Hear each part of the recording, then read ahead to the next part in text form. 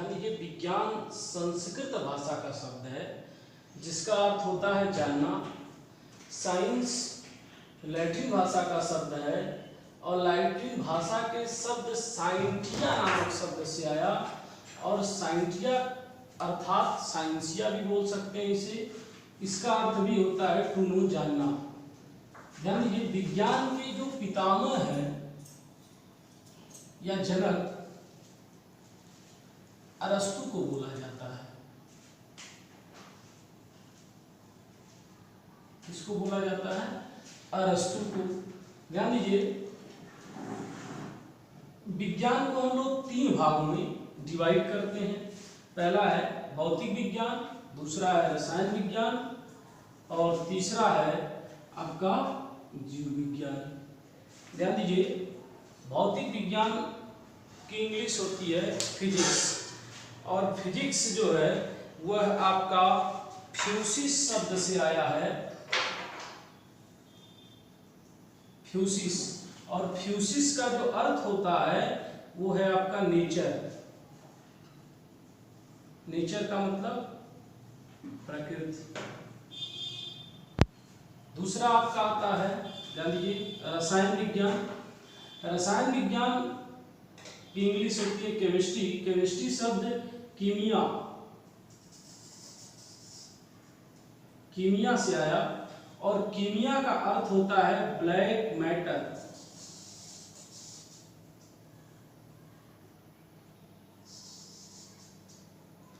यानी कि काला पदार्थ। ध्यान दीजिए, रसायन विज्ञान की जो जनक हैं लेवोसियो।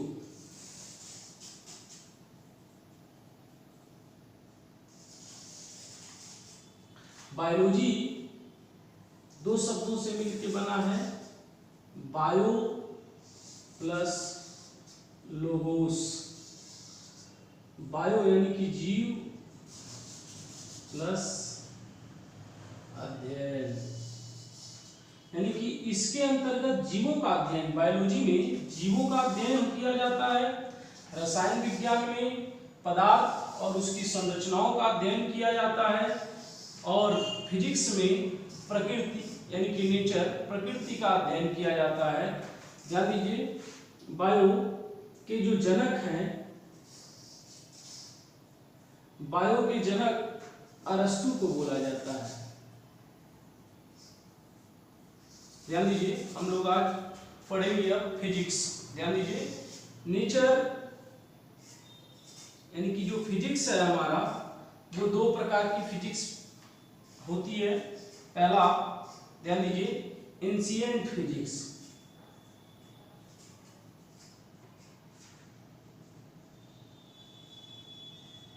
और दूसरा है मॉडर्न फिजिक्स। एंशिएंट का मतलब होता है हिंदी में चिर सम्मत भौतिकी। चिर सम्मत भौतिकी, चिर का मतलब होता है प्राचीन। ध्यान दीजिएगा, प्राचीन। इसका क्या मतलब है? ध्यान दीजिए, 1900 ईस्वी से पूर्व का समय।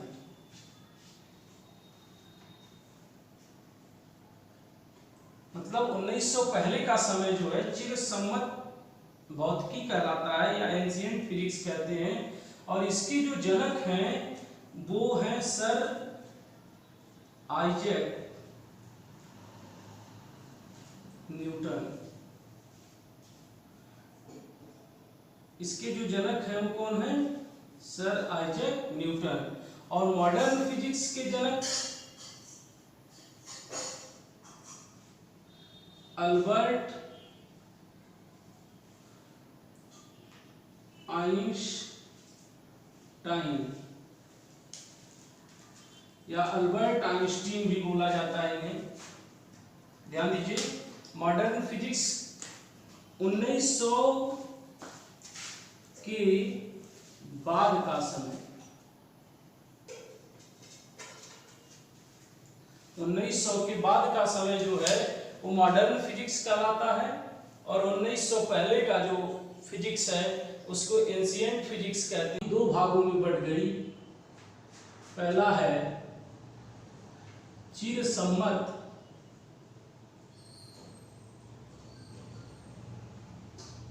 भौतिकी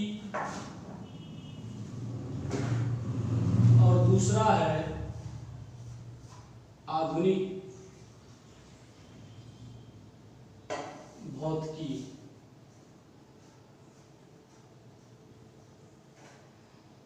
ध्यान दीजिए,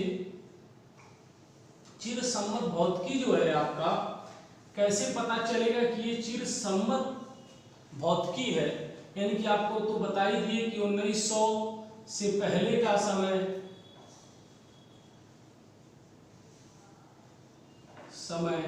और यहाँ है 1900 के बाद का समय। ध्यान दीजिएगा, 1900 से पहले का जो समय है उस समय क्या हम लोग जानते थे? तो ध्यान दीजिए, द्रव्य तथा ऊर्जा अलग या भिन्न भिन्न होते हैं। अर्थात द्रव्य को ऊर्जा में और ऊर्जा को द्रव्य में नहीं बदला जा सकता। ये चिरसम्मत फिजिक्स बताती है, एंशिएंट। और जो मॉडर्न फिजिक्स है 1905 ईस्वी में एक साइंटिस्ट आप जानते हैं जो आधुनिक भौतिकी के जन्मदाता हैं, अल्बर्ट आइंस्टीन ने 1905 में सापेक्षिता का सिद्धांत दिया।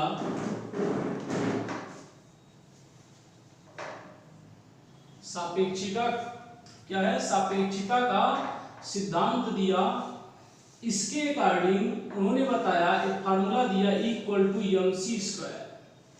E मतलब एनर्जी, ऊर्जा, और m मतलब होता है द्रव्य या आप कह सकते हैं द्रव्यमान, और C जो है आपका वो निर्वात में प्रकाश की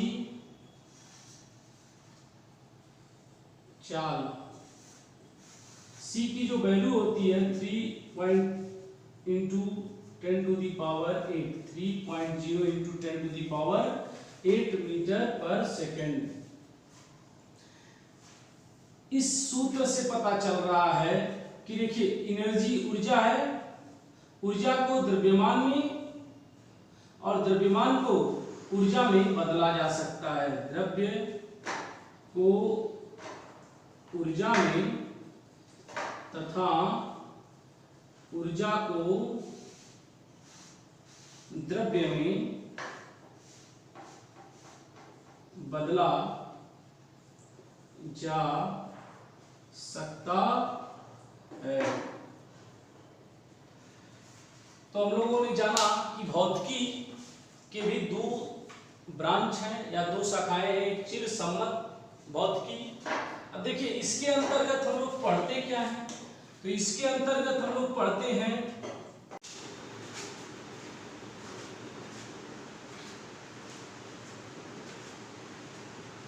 ध्यान दो बेटा,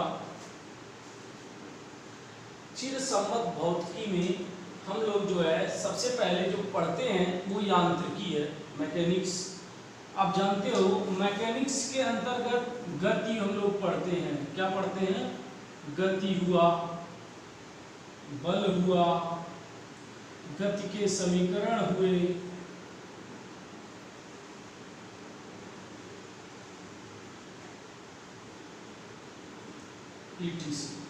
इत्यादि। स्थिर वैद्युतिकी में हम लोग पढ़ते हैं आवेश, विद्युत धारा,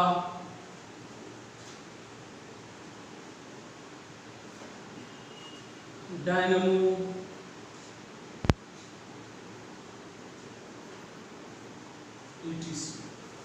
प्रकाशिकी में हम लोग पढ़ते हैं बेटा परावर्तन, अपवर्तन etc। ऊष्मागतिकी का ही नियम है, ऊष्मागतिकी के नियम